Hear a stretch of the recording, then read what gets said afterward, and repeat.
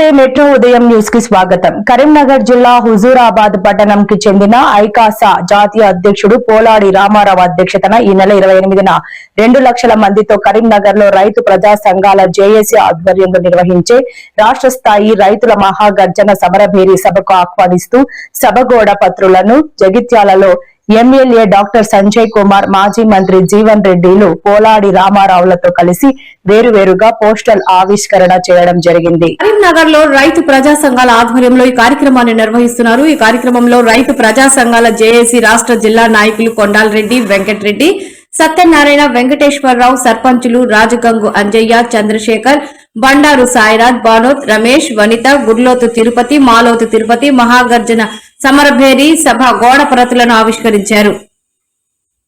ఐక్య వేదిక రేపు రాబోయేటువంటి 28 ఏప్రిల్ నాడు ఏదైతుందో కరీంనగర్ ఎస్ఆర్ఆర్ కళాశాల మైదానంలో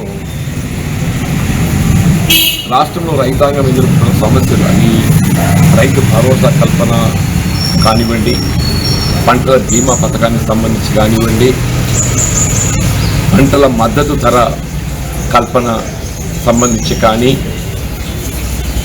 ఇవాళ రసాయనిక ఎరువుల పంపిణీలో ఎదుర్కొంటున్నటువంటి సమస్యలే కానివ్వండి, ఇలా ఏవైనా కానీ రైతు సమస్యల పట్ల కేంద్ర రాష్ట్ర ప్రభుత్వాల యొక్క బాధ్యతను గుర్తింపు చేసే విధంగా ఇలా రైతు ఐక్య వేదిక ఈ కార్యక్రమాన్ని చేపట్టడము హర్షించదగ్గ విషయం.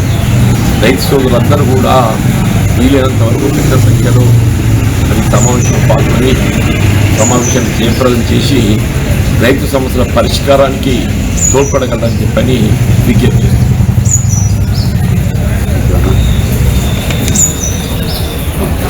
అన్నదాతల సమస్యలతో పరిష్కారానికి, ఇతర సమస్యల పరిష్కారాన్ని కోరుతూ ఏప్రిల్ 28న రాష్ట్ర స్థాయి రైతుల మహాగర్జన సమరభేరి